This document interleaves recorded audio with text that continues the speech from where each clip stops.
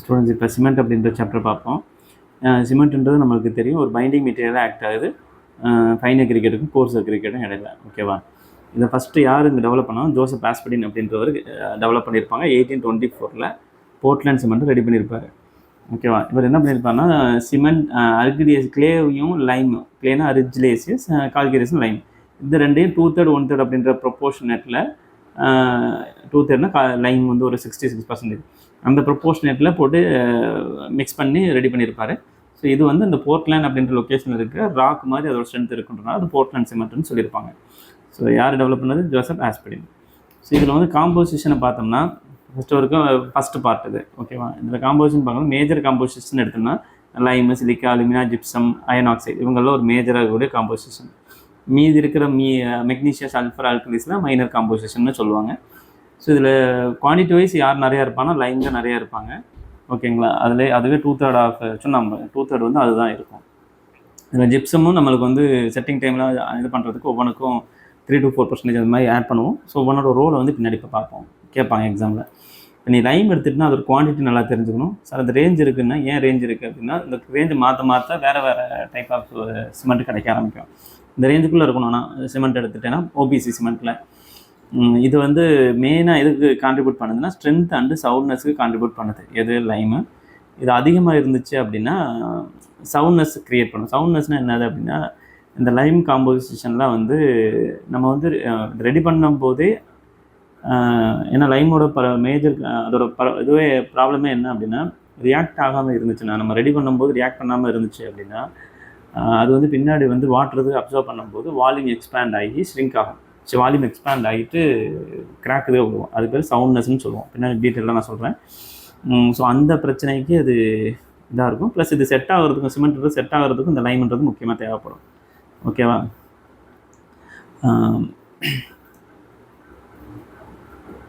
இப்போ சிலிக்காவை எடுத்துட்டிங்கன்னா causes it to set quickly. அது இப்போ இதோட டெஃபிஷியன்சி லைம் கம்மியாக இருந்துச்சுன்னா என்ன சொல்லியிருக்கேன், ஸ்ட்ரென்த்து கொஞ்சம் கம்மியாகும், causes it to set quickly, இது கொஞ்சம் சீக்கிரம் செட் ஆகிறதுக்கு காரணமாக இருக்குன்னு சொல்கிறாங்க. பட் இது ரொம்ப முக்கியம் கிடையாது. ஓகே, பார்த்துக்கலாம்.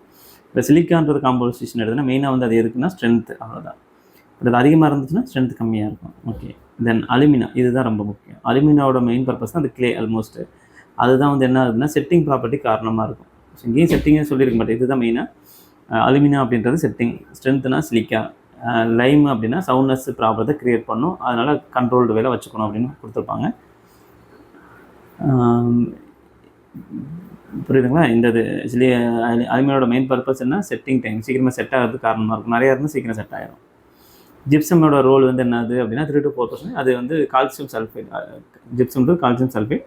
இது வந்து ரிட்டார்ட் பண்ணும், இனிஷியல் செட்டிங் டைமை வந்து வேகப்படுத்தாது, கொஞ்சம் தாமதப்படுத்தும். ஏன்னா நம்மளுக்கு வந்து டைம் வேணும்ல, அது ஒர்க் பண்ணுறதுக்கு, அந்த சிமெண்ட்டை பேஸ்ட் பண்ணி ரெடி பண்ணி ஒர்க் பண்ணுற டைம் தேவைப்படும். அதை செட் ஆகிறது கொஞ்சம் தாமதப்படுத்துறதுக்கு யூஸ் ஆகிறது ஜிப்சம். அயன் ஆக்சைடு மேஜராக வந்து ஹார்ட்னஸையும் கொடுக்கும், அந்த கலரை கொடுக்குறதுக்கு, மெயினாக சிமெண்ட் கலரை ஒரு கிரே கலரிஷாக கொடுக்குறதுக்கு யூஸ் ஆகுது. மெக்னீஷியாவோட பர்பஸ் வந்து என்னென்னா இதுவும் ஸ்ட்ரென்த்து அண்ட் கலர், கொஞ்சம் எல்லோயிஷ் கலந்த கலரை கொடுக்குறதுக்கு மெயினாக ஸ்ட்ரென்த்து. இதில் பிரச்சனை என்னென்னா இந்த மெக்னீஷியாவை எடுத்துகிட்டு அப்படின்னா எக்ஸஸ் மெக்னீஷியா வந்து எங்கே பிரச்சனை பண்ணால் சவுண்ட்னஸை க்ரியேட் பண்ணும். இன்னொன்று சல்ஃபர் காம்போசிஷன் சொன்னோம், அதுவும் வந்து சவுண்ட்னஸை க்ரியேட் பண்ணும். ஆனால் நம்மளுக்கு இருக்க டிவைசஸ் வந்து இது கொஞ்சம் தெரிஞ்சுக்கணும். நம்மளுக்கு இருக்க மெத்தட்ஸ் வந்து லெபார்ட்டரி மெத்தட்ஸில், அதாவது சவுண்ட்னஸ் அப்படின்னா ஃபஸ்ட்டு நல்லா தெரிஞ்சுக்கணும்னா கெமிக்கல் ரியாக்ஷன் நடக்கும். நம்ம ரெடி பண்ணும்போது, சிமெண்ட் ரெடி பண்ணும்போது என்னது ஒரு பெரிய பெரிய கல்லுகளை தான் போட்டு ஆக்சைடு காம்பவுண்ட்ஸ் பெரிய பெரிய லைமு கிளே இதுகளை போட்டு நம்ம கிரைண்ட் பண்ணுவோம். அப்போதைக்கு சில காம்போசிஷன்லாம் டெவலப் ஆகும். அதில் இந்த கால்சியமு, இந்த சல்ஃபரு, அப்புறம் மெக்னீஷியா, இதெல்லாம் வந்து நல்லா ஹீட்லாம் பண்ணுவோம். அப்போதைக்கு அந்த ஹீட் அந்த இதெல்லாம் எக்ஸ்பீரியன்ஸ் பண்ணாமல் இருந்துச்சு அப்படின்னா, இனர்ட்டாகவே இருந்துச்சு, free Lime, free magnesia, free sulphur அப்படி இருந்துச்சு அப்படின்னா அதுங்கெல்லாம் பின்னாடி நம்ம அதை வச்சு நம்ம சிமெண்ட்லாம் வச்சு பேஸ்ட் பண்ணி பில்டிங் கன்ஸ்ட்ரக்ட் பண்ணிட்டோம்னா பின்னாடி கொஞ்ச நாள் கழிச்சு அந்த நம்ம ஹீட்டை எக்ஸ்பீரியன்ஸ் பண்ணும்போது, வாட்டர் அப்சர்வ் பண்ணும்போது அது வால்யூமே எக்ஸ்பேண்ட் ஆக ஆரம்பிக்கும். அப்படி எக்ஸ்பேண்ட் ஆச்சு அப்படின்னா என்ன ஆகும், ஒரு மெட்டீரியல் நம்ம பேஸ்ட் பண்ணி முடிச்சிட்டோம், எக்ஸ்பேண்ட் ஆச்சுன்னா என்ன ஆகும், கிராக் இது வரும். ஸோ அதுதான் சவுண்ட்னஸ். இப்போ சவுண்டு வரல, பின்னாடி சவுண்டு கொடுக்கும். அன்சவுண்டாக இருக்குது இப்போதைக்கு, பின்னாடி சவுண்டாக கொடுக்கும். அதனால் சவுண்ட்னஸ் அன்சவுண்ட்னஸ் ரெண்டு ஒன்று தான் ஆல்மோஸ்ட் அந்த வார்த்தை. இப்போ சவுண்டு இல்லை, அதான் அன்சவுண்ட் அப்படின்னு சொல்கிறோம். பின்னாடி சவுண்டு கொடுக்குன்றத சவுண்ட்னஸ்ன்னு சொல்கிறோம். பட் இந்த சல்ஃபரை கண்டுபிடிக்கிறதுக்கு மெத்தட் இருக்குன்னா இல்லை. ஆனால் இது ஒரு சவுண்ட்னஸ் கிரியேட் பண்ணக்கூடிய ஒரு காம்பவுண்ட். அல்கலி அதுக்கடுத்து அல்கலி எடுத்துட்டோம் அப்படின்னா இது வந்து எஃப்ளோரசன்ஸை க்ரியேட் பண்ணும். ஏன்னா வாட்டரில் நம்ம பேஸ்ட் பண்ணும்போது water alkali react with water, இந்த ஒயிட் பேட்சஸ் ஒயிட்டாக சிமெண்ட்டு பூசினதுக்கப்புறம் இருக்கும்ல, அது வந்து அல்கலி எஃபெக்ட்னு சொல்கிறோம். இந்த அல்கலியோட இன்னொரு பிரச்சனை என்னென்னா அக்சலரேட் பண்ணும். க்யூரிங்கை வந்து செட்டிங் டைமை வந்து வேகமாக அக்சலரேட் பண்ணும். ஸோ கொஞ்சம் புரிஞ்சிருக்குன்னு நினைக்கிறேன். இதை கொஞ்சம் சம்மரைஸ் பண்ணுற மாதிரி பார்த்துக்கலாம். எல்லாம் தேரியாக எழுதுறதுக்கு தான் கொஞ்சம் கஷ்டம். மற்றபடி பேசிக்காக லைம் அப்படின்னா சவுண்ட்னஸ் க்ரியேட் பண்ணும். ஓகே. சிலிக்கா ஸ்ட்ரென்த்தை க்ரியேட் பண்ணும். அலுமினா குயிக் செட்டிங்க்கு காரணம். நம்ம சொன்ன வார்த்தை மட்டும் நல்லா பிடிச்சுங்க. குயிக் செட்டிங் காரணம். அயன் ஆக்சைடு கலரை கொடுக்கும், ஹார்ட்னஸை இம்ப்ரூவ் பண்ணும். ஏன்னா நம்ம அயன் ஆக்சைடு முன்னாடி படிச்சிருக்கோம். பிரிக்லேயும் ஆட் பண்ணும்போது ஹார்ட்னஸ் இன்க்ரீஸ் பண்ணியிருக்கோம். மெக்னீஷியாவை எடுத்துட்டிங்கன்னா கலரை கொடுக்கும், ஆனால் சவுண்ட்னஸை க்ரியேட் பண்ணும். சோடா அண்டு பொட்டாஷ் இது அல்கலி வந்து அக்சலரேட் பண்ணும். எதை அக்சலரேஷன் பண்ணும்? Setting time. புரியுதுங்களா? செட்டிங் டைமை வந்து அக்சலரேட் பண்ணும். பட் இதுவும் அதிகமாக இருக்கக்கூடாது. எஃப்ளோரசன்ஸை க்ரியேட் பண்ணும். சல்ஃபர் ட்ரைஆக்சைடு, அதான் சல்ஃபர்னு சொன்னேன். SO3 சரி, சல்ஃபர்னு படிக்கணும். SO3ன்னு பாருங்கள். சல்ஃபர் ட்ரைஆக்சைடு இதுவும் வந்து சவுண்ட்னஸை க்ரியேட் பண்ணும். ஆனால் நம்ம கண்டுபிடிக்கிறதுக்கு எதாவது மெத்தட்ஸ் இருக்கானா இல்லை. இதில் அடிஷ்னலாக சிமெண்ட் இதை தவிர்த்து வேறு என்ன சார் ஆட் பண்ணுவோம் அப்படின்னா, அதில் ஃப்ளை ஆஷ் ஆட் பண்ணுவோம். ஒரு இதில் 1% சொல்கிறேன். சில இடத்துல நிறையவே ஃப்ளை ஆஷ்லாம் ஆட் பண்ணுறோம். அது ஒரு மினரல் அட்மிட்ஸஸ். சிமெண்ட்டை ரீப்ளேஸ் பண்ணுறதுக்கு சிமெண்ட்டை அமௌண்ட்டை குறைச்சிட்டு ஃப்ளை ஆஷ் ஆட் பண்ணலாம். ஜிப்சம்ன்றது அந்த ரிட்டார்டேஷன் அந்த ப்ராசஸுக்காக வேகமாக செட் ஆகக்கூடாதுக்காக ஜிப்சம் ஆட் பண்ணலாம். முன்னாடி சொன்ன தேரியை இங்கே சம்மரைஸ் பண்ண மாதிரி இருக்குது. இது புரிஞ்சிருக்கும்னு நினைக்கிறேன். ஓகே, சரி. அதுக்கடுத்து என்ன சார் அப்படின்னா, இதெல்லாம் வந்து இனிஷியலாக எடுத்த காம்போனன்ட்டு.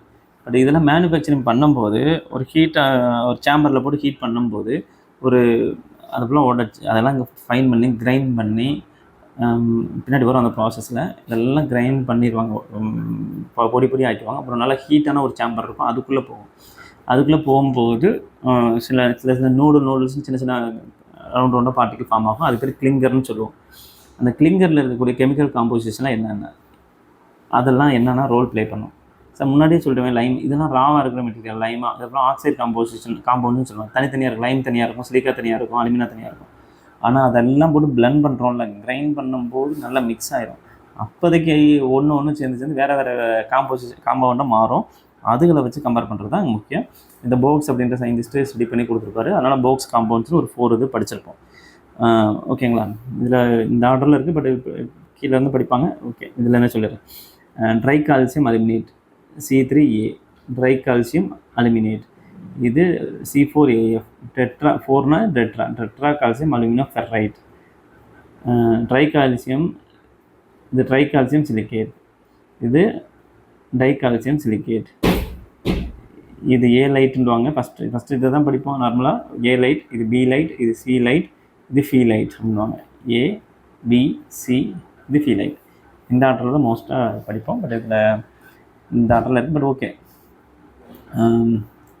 இதை வந்து போக்ஸ் அப்படின்றவர் கொடுத்துருக்காரு. ரைட்டுங்களா? யார் வந்து ஏ லைட் பி லைட்னு பேர் கொடுத்துருக்காங்க? அந்த லீ சாட்லியர் அண்டு டோர்ன்பான் அப்படின்றவங்க கொடுத்துருக்காங்க. பட் அதெல்லாம் ஓகே, நேம் சேக். இப்போ அது ஒவ்வொன்றோட ரோல்ன்றது ரொம்ப ரொம்ப முக்கியம் இந்த பார்ட். ஆக்சுவலாக அதில் பார்த்தீங்கன்னா இப்போ C3A அதை நம்ம சொல்கிறோம் அப்படின்னா கால்சியம் அலுமினேட். அலுமினாவோட மெயின் பர்பஸ் என்னது? செட் ஆக வைக்கும் அப்படின்னு சொல்லியிருக்கோம்ல. அப்போ அதுக்கு தான் ரெஸ்பான்சிபிள். இது இனிஷியல் செட்டிங்கு ரொம்ப ரொம்ப காரணமாக இருக்கும். C3A காம்பவுண்ட் ரொம்ப அதுதான் வந்து ஒரு சிமெண்ட் செட் ஆகிறதுக்கு காரணமே. ஸோ புரியுதுங்களா? இது தண்ணி ஆட் பண்ண உடனே சீக்கிரம் செட் ஆகிடும். இதோட குவான்டிட்டியானது ரொம்ப கம்மியான பர்சன்டேஜ் தான், 4 to 14% தான். ஓகே, ரெண்டாவது C4AF எடுத்துட்டேன்னா இது பெருசாக டெட்ரா கால்சியம் அலுமினியம் ஃபெர்ரைட்னு. இது வந்து சும்மா ஒரு பாடி ஆஃப் த சிமெண்ட்டுக்கு ஒரு குவான்டிட்டியை மட்டும் மாஸ் மட்டும் தான் கொடுக்குது. மற்றபடி இது பெருசாலாம் இருக்காது. மற்றெல்லாம் வார்த்தை இருந்தாலும் ரொம்ப இதில்லை, நார்மல் தான். ஓகேங்களா? இது ஒரு குவான்டிட்டி இருக்குது. இதுதான் இப்போ C3AS ட்ரை கால்சியம் சிலிக்கேட், இன்னொன்று வந்து C2S. இவங்க 2 பேரும் தான் மேஜரான காம்பவுண்ட்.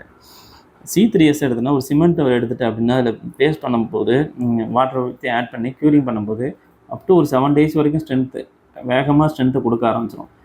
ஏன்னா இந்த இது வந்து ட்ரை கால்சியம் ரொம்ப ஃபைனர் மெட்டீரியலாக இருக்கும், ஃபைனர் காம்பவுண்டாக இருக்கும். ஸோ அதனால் வேகமாகவே ஸ்ட்ரென்த்து கொடுக்கும். ஸோ இயர்லி ஸ்ட்ரென்த்துக்கு யார் காரணம்னா C3S.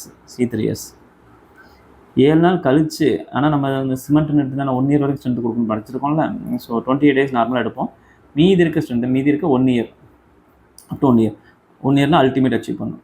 மீதி இருக்க ஸ்ட்ரென்த்தை கொடுக்கறதுக்கு மெதுவாக ஏன்னா ஒரு கிரெயின் சைஸ் பெருசாக இருக்கும், ரியாக்ஷன் வேகமாக நடக்காது. மீதி இருக்க ஸ்ட்ரென்த்தை கொடுக்கறதுக்கு யார் காரணமாக இருப்பாங்கன்னா C2S இருக்கும். ஸோ இயர்லி அடிக்கடி கேட்பாங்க, இயர்லி ஸ்ட்ரென்த்துக்கு C2S C3S, ultimate strength attain பண்ணுறதுக்கு C2S. ஸோ இது எல்லாமே இருக்கணும் சிமெண்ட்டில், புரியுதுங்களா? ஸோ இவன் C3 இருந்தாலும் சீக்கிரம் செட் ஆகிறது காரணமாக இருப்பான். இவங்க ஸ்ட்ரென்த்தை கொடுக்குவீங்க, ஸ்லிக்காக இருக்கிறதான ஸ்ட்ரென்த்துன்னு சொன்னோம், கால்சியமும் ஸ்லிக்காகவும். ஸோ இவங்க 2 பேரும் காம்பவுண்ட் இருந்ததாக கன்வெர்ட் மாறி இருக்கும் கம்பைண்ட் ஆகும்போது. ஸோ அதில் அப் டு 7 days வரைக்கும் ஒருத்தன் ஸ்ட்ரென்த்து கொடுத்துறான், அப் டு 1 year வரைக்கும். அதுக்கப்புறம் தான் இவன் பார்ட்டிசிபேட் பண்ணவே ஆரம்பிப்பான். ஓகேங்களா? அதுக்கப்புறம் கெமிக்கல் அட்டாக்லாம் வருது அப்படின்னா அந்த C2S வந்து ரொம்ப ரொம்ப ரெஸ்பான்சிபிளாக இருக்கும். கெமிக்கல் அட்டாக்லாம் சல்ஃபேட் அட்டாக்னு சொல்லுவோம், கெமிக்கல் அட்டாக். அதெல்லாம் வரும்போது இதை ஈஸியாக ரெசிஸ்ட் பண்ணும். ஏன்னா பாருங்கள், இது ஸ்லோ ப்ராசஸ். இது C2S பண்ணுறது 1 year ஃபுல்லாக வரைக்கும் ஸ்ட்ரென்த் கொடுக்குது. அதனால் இது வந்து 7 days ஸ்ட்ரென்த்து அது இப்போ நார்மலாக கவனிங்க. இப்போ OPC 33 அப்படின்னு நம்ம சொன்னோம்னா ஒரு 7 days உனக்கு என்னென்னா 16 MPa ஸ்ட்ரென்த் வந்துடணும். மீதி இருக்கிறதெல்லாம் வந்து கொஞ்சம் மீதி வந்து 28 days எடுக்கும்போது 33 MPa மினிமமாக வரணும். ஓகேங்களா? ஸோ அப்போ இந்த 16 MPa சீக்கிரமாக அவ்வளோ ஸ்ட்ரென்த் அட்டன் பண்ணால் யார் தான் முதல்ல வந்து ரெடி ஆகிட்டு ரியாக்ஷனில் பார்ட்டிசிபேட் பண்ணுவாங்கன்னா அந்த C3S தான் பார்ட்டிசிபேட் பண்ண வைப்பான். C2S கொஞ்சம் கம்மியாக இருந்திருக்கும். அதுக்கப்புறம் தான் மெதுவாக ஸ்ட்ரென்த் கொடுத்து அந்த 33 35 கூடவே போகும். 35 மினிமம். OPC 33ல் 33 minimum. ஸோ அது ஸ்லோவாக பண்ணாலுமே ஸ்டெடியாக பண்ணும். ஸோ அதனால் அந்த இது வந்து கெமிக்கல் அட்டாக்காக எதுவும் நடக்காது, கொஞ்சம் நடக்காது. பட் இதெல்லாம் வந்து கெமிக்கல் அட்டாக்லாம் வந்து ஈஸியாக அஃபெக்ட் ஆகும். அது மெயினாக வந்து ரொம்ப ரொம்ப அஃபெக்ட் ஆகிறது வந்து C3 எல்லாம் ரொம்பவே அஃபெக்ட் ஆகும். கெமிக்கல் அட்டாக்குக்கு ஈஸியாகவே காரணமாக இருக்கும். ஸோ இதெல்லாம் கிளியராக கொடுப்பாங்கன்னு நினைக்கிறேன் அதில். ஸோ அதை பார்த்துருங்க, ஓகேவா? ஸோ நம்மளுக்கு வேணுன்ற காம்போனண்ட் யார் சார் அப்படின்னா C2S ரொம்பவே வேணும். C3Sம் ஸ்ட்ரென்த்து கொடுக்கும், ஆனால் பிரச்சனை இருக்குது. கெமிக்கல் அட்டாக் நடக்கும்போது ஒரு தலைவலி, கொஞ்சம் ஸ்ட்ராங்காக இருக்க மாட்டான். அவன் வந்து ஸ்லோவாக இருப்பான், ஆனால் ஸ்ட்ராங்காக இருப்பான். ரொம்ப ரொம்ப பெஸ்ட்டு. C3A வேணாமா அப்படின்னா வேணும் தான், ஏன்னா செட் ஆகணும் தான், அதுக்கு காரணமாக இருக்கும். ஆனால் அவன் சீக்கிரம் செட் ஆகிடுவான். ஆனால் அவனை தாமதப்படுத்துறதுக்கு நம்ம என்ன பண்ணுவோம், ஜிப்சமை ஆட் பண்ணுவோம். ஓகேங்களா? ஜிப்சமை ஆட் பண்ணுவோம். இதுக்கு மேலே ஒரு C3A மட்டும் கொஞ்சம் மட்டுப்படுத்துவோம், ரியாக்ஷன் கொடுக்காத அப்படின்னு கொஞ்சம் லேட் பண்ண C3A மட்டும் ஜிப்சம் வந்து கொஞ்சம் கண்ட்ரோலில் வச்சுருக்கும். ஒரு குறிப்பிட்ட டைம் கண்ட்ரோலில் வச்சுருக்கும், அதுக்கப்புறம் கண்ட்ரோல் பண்ண முடியாது. அதுக்கப்புறம் C3A வந்து சீக்கிரம் செட் ஆக வச்சிடும். அதனால தான் ஜிப்சம் வந்து அதை வந்து ரிட்டர்ன் பண்ண அந்த ப்ராசஸும் ஸ்லோ பண்ணும். புரியும்னு நினைக்கிறேன். இதுலேருந்து இதில் ஹைட்ரேஷன் நடக்கிறத பற்றி பார்ப்போம். ஹைட்ரேஷன் நடக்குதுன்னா என்ன அர்த்தம் அப்படின்னா, அந்த சிமெண்ட்டில் என்ன இருக்குது, சிமெண்ட்டு அதில் காம்போசிஷன்லாம் இருக்குன்னா இந்த 3 பேர் இருக்காங்க, அந்த 4 போக்ஸ் காம்பவுண்ட் அந்தது ப்ளஸ் அது வாட்டரோடு சேர்க்குற அப்படின்னா உனக்கு வந்து 2 இது ஃபார்ம் ஆகுங்க. CSH அப்படின்னு கால்சியம் சிலிக்கேட் ஹைட்ரேட் அப்படின்னு ஒரு gel plus calcium hydroxide CaOH 2 காம்பவுண்ட்டும் ஃபார்ம் ஆகுங்க. ஆமாம், இங்கே ஒரு தான் CSH ஜெல்லு ஒன்று ஃபார்ம் ஆகும், CaOH 2 ஃபார்ம் ஆகும். இந்த CaOH கால்சியம் ஹைட்ராக்சைடு CaOH 2 அப்படின்றது ஹீட்டை ஜென்ரேட் பண்ணக்கூடியது. ஓகேங்களா? ஹீட்டை ஜென்ரேட் பண்ணக்கூடியது. அது நமக்கு தேவையான ப்ராடக்ட் கிடையாது. இது இருந்துச்சுன்னா தான் இப்போ நம்ம கால்சியம் சல்ஃபர்லாம் வந்து ஈஸியாகவே சல்ஃபர் அட்டாக் ஈஸியாகவே சல்ஃபர் அட்டாக் ஆகும். ஓகேங்களா? ஆனால் CSH அப்படின்றது கால்சியம் சிலிக்கேட்லாம் இருக்குது, கால்சியம் எல்லாமே இருக்கனால இது வந்து ஸ்ட்ரென்த் ஜெல்லுன்னு சொல்லுவோம். இது பேர் இது வேணும். எட்ரிங்கேட் ஜெல்லுன்னு சொல்லுவாங்க. இதுக்கு பேர் எட்ரிங்கேட் ஜெல்லுன்னு சொல்லலாம், ஸ்ட்ரென்த் ஜெல்லுன்னு சொல்லலாம். இதோட பை ப்ராடக்ட். ஆனால் அன்டிசைரபிள் ப்ராடக்ட் யார், CaOH 2. ஸோ அதை வந்து நம்ம தேவைப்படாது. அந்த மெட்டீரியல் வந்து ஹீட்டையும் நல்லா ஜென்ரேட் பண்ணும், ப்ளஸ் ஏதாவது சல்ஃபேட் எதாவது வந்துச்சுன்னா ஈஸியாகவே அட்டாக் பண்ணும். ஸோ அதனால் இப்போ C2S நம்ம எடுத்துட்டோம்னா, அந்த C2S நிறைய வச்சுருந்தோம் அப்படின்னா நம்மளுக்கு வந்து CSH நிறைய ஃபார்ம் ஆகும், CaOH 1 டைம் தான் ஃபார்ம் ஆகும். ஆனால் C3S யூஸ் பண்ணோம்னா இது ஒரு 3 times ஃபார்ம் ஆகும், 3 மடங்கு ஃபார்ம் ஆகும். C3S வந்து அதிகமாக யூஸ் பண்ணியிருந்தோம்னா. ஸோ அதனால் நம்மளுக்கு அது ஒரு அட்வான்டேஜாகவும் இருக்கும். எதனால் C2S அதிகமாக இருந்தால் நல்லது. ஸ்ட்ரென்த் பாயிண்ட் ஆஃப் வியூலையும் சல்ஃபேட் அட்டாக் நடக்காத முன்னாடி சொன்னாலும் C2S வந்து காரணமாக இருக்கும் சல்ஃபேட் அட்டாக் அகைன்ஸ்டாக. ஏன்னா கம்மியான அமௌண்ட் ஆஃப் CaOH 2 ஃபார்ம் பண்ணியிருப்பான் அவனோட குவான்டிட்டியில். ஆனால் C3S கண்டிப்பாக அவனோட குவான்டிட்டியில் 3 times ஒட்டி ப்ரொடியூஸ் பண்ணியிருப்பான். ஓகே, இந்த ஹைட்ரேஷனில் வந்து இதை சொல்லியிருப்பாங்க, வாட்டர் எவ்வளோ ரெக்குயர்மெண்ட் அப்படின்னு பார்த்தோன்னா, இந்த ஜெல்லு ஃபார்ம் ஆகிறதுக்கு கெமிக்கல் ரியாக்ஷன் மட்டும் ஃபார்ம் ஆகிறதுக்கு எவ்வளோனா 23% வாட்டர் போதும். பட் ஆனால் அந்த சிமெண்ட் பேஸ்ட்டில் கொஞ்சம் போர்ஸ்லாம் இருக்கும், அதை ஃபில் பண்ணுறதுக்கு 15% வேணும். ஸோ டோட்டலாக எவ்வளோனா 38%. ஸோ வாட்டர் சிமெண்ட் ரேஷியோ நார்மலாக மினிமமாக எவ்வளோ வச்சுருக்கணும் அப்படின்னா 0.38. இப்போ அட்மிஷன்லாம் ஆட் பண்ணாதப்போ அட்மிஷன்லாம் இல்லை அப்படின்னா நம்ம மினிமமாக எவ்வளோ மெயின்டைன் பண்ணி ஆகணும்னா ஒரு சிமெண்ட் பேஸ்ட்டை பொறுத்தவரைக்கும் 0.38 அப்படின்றது கம்பல்சரி. இதில் அந்த ஹைட்ரேஷன் பண்ணும்போது டிபெண்ட்ஸ் எதை டிபெண்ட் பண்ணியிருக்குன்னா அதோட இன்க்ரீடியன்ஸ் முக்கியம். என்னென்ன இன்க்ரீடியன்ஸ் இருக்குது, அந்த C3S C2S அதை பொறுத்து வேரி ஆகும். அப்புறம் ஃபைனஸ். அந்த சிமெண்ட் வந்து ரொம்ப ஃபைனராக இருந்துச்சு, ரொம்ப சின்ன சின்ன பார்ட்டிகளாக இருந்துச்சுன்னா சர்ஃபேஸ் ஏரியா அதிகம். பெருசாக இருக்குன்னா இவ்வளோ தான் சர்ஃபேஸ் ஏரியா, ஓகேங்களா. இதுவே பொடி ஆக்கிட்டோம்னு வச்சுப்போம். இப்போ எவ்வளோ சர்ஃபேஸ் ஏரியா, நிறைய சர்ஃபேஸ் ஏரியா வரும்ல. ஸோ சர்ஃபேஸ் ஏரியா அதிகமாக இருந்தால் தண்ணி நிறையா படும். ஸோ கெமிக்கல் ரியாக்ஷன் வேகமாக நடக்கும், ரேட் ஆஃப் ரியாக்ஷன் வேகமாக இருக்கும். இதெல்லாம் கொஞ்சம் முக்கியம். டெம்பரேச்சர் அதிகமானால் ரியாக்ஷன் வந்து வேகமாக நடக்கும். ஸோ இது கொஞ்சம் முக்கியம் தெரிஞ்சுக்கணும் தான். ஸோ ஹைட்ரேஷன் அப்படின்றது முக்கியமான ரியாக்ஷன். வாட்டரோட சிமெண்ட்டில் வாட்டர் ஆட் பண்ணோம்னா ஜெல்லு ஃபார்ம் ஆகணும். இன்னொன்று கால்சியம் ஹைட்ராக்சைன்ற ஒரு காம்பனண்ட், அது தேவையில்லாத காம்பனண்ட், ஓகேங்களா. அதை குறைக்க பார்க்கணும். ஸோ ஓபிசி சிமெண்ட்டை பொறுத்த வரைக்கும் இதில் சிலது கொஞ்சம் ஆர்டர்லாம் கொடுத்துருப்பாங்க, எது அதிகமாக ஃபார்ம் ஆகுது என்ன ஆகுது அப்படின்னு.